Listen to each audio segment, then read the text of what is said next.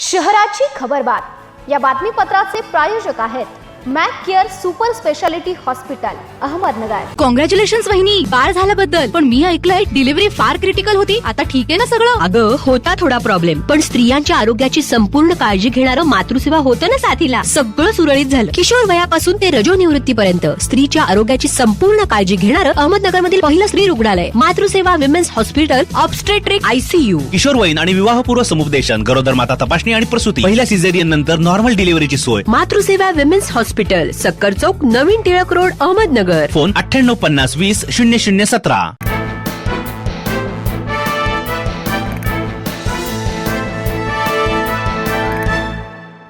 प्रेक्षको नमस्कार, मी दिशा। न्यूज 24 सह्याद्रीमध्ये तुमचं स्वागत। पाहूया अहिल्यानगर शहरातील महत्त्वपूर्ण बातम्यांचा आढावा शहराची खबरबातमध्ये।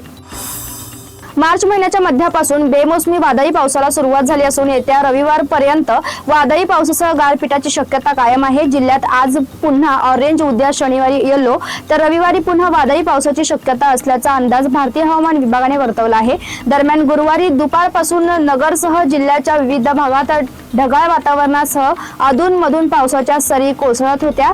ऐन उन्हाळ्यात पावसाळी वातावरण तयार झाले आहे। जास्तीचे आमिष दाखवून व्यापाऱ्याकडून तांदूळ खरेदी करून 1,11,60,000 रुपयांची फसवणूक केल्याचा प्रकार समोर आला आहे। पियुष संजय शिवंगी असे फसवणूक झालेल्या व्यापाऱ्याचे नाव आहे। त्यांनी याबाबत फिर्याद दिली आहे। या प्रकरणी सतीश सिद्धप्पा कोरी, अथर्व अशोक कोरी, संहेद सुभाष बनसोडे, प्रकाश राजू तवडे यांच्या विरोधात कोतवाली पोलीस ठाण्यात फसवणुकीचा गुन्हा दाखल करण्यात आला आहे। आरोपी फिर्यादीकडून 2025 पासून तांदूळ खरेदी करत होते। फिर्यादीकडून आरोपींनी तांदूळ खरेदी केली, परंतु पैसे न देता आरोपींनी फिर्यादीची फसवणूक केली असल्याचं फिर्यादीत म्हटलं आहे। रात्रीच्या वेळी घराकडे निघालेल्या तरुणाला रस्त्यात शिवीगाळ करत लाथाबुक्क्यांनी मारहाण केल्याची घटना मंगळवारी रात्री 11 वाजेच्या सुमारास शहरातील अप्पोहत्ती चौक येथे घडली। याबाबत विजय पांडुरंग ढोले यांनी दिलेल्या तक्रारीवरून तोफखाना पोलीस ठाण्यात अदखलपात्र गुन्हा दाखल करण्यात आला आहे। मोहफिस नामक व्यक्तीविरुद्ध हा गुन्हा दाखल करण्यात आला आहे।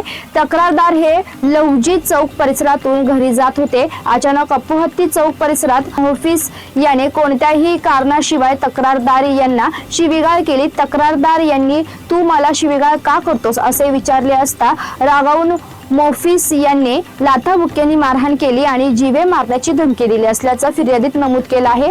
महिला सहाय्यक पोलीस निरीक्षक पूनम श्रीवास्तव अधिक तपास करीत आहेत।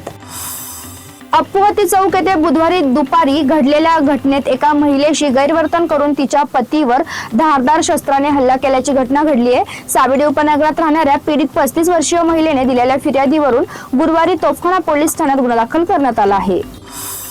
पीस फाउंडेशनच्या वतीने मुकुंदनगर येथे माहिती केंद्र ज्येष्ठ नागरिक शेख अब्दुल कादिर यांच्या हस्ते माहिती केंद्राचे उद्घाटन करण्यात आले।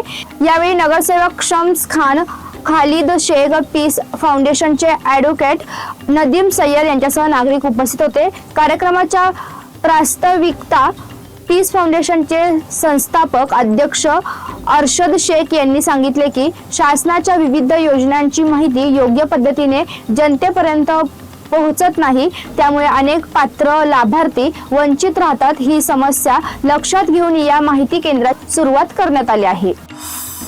शहराच्या खबरबातमध्ये आपण इथेच थांबतोय, मात्र तुम्ही पाहत राहा न्यूज 24 सह्याद्री।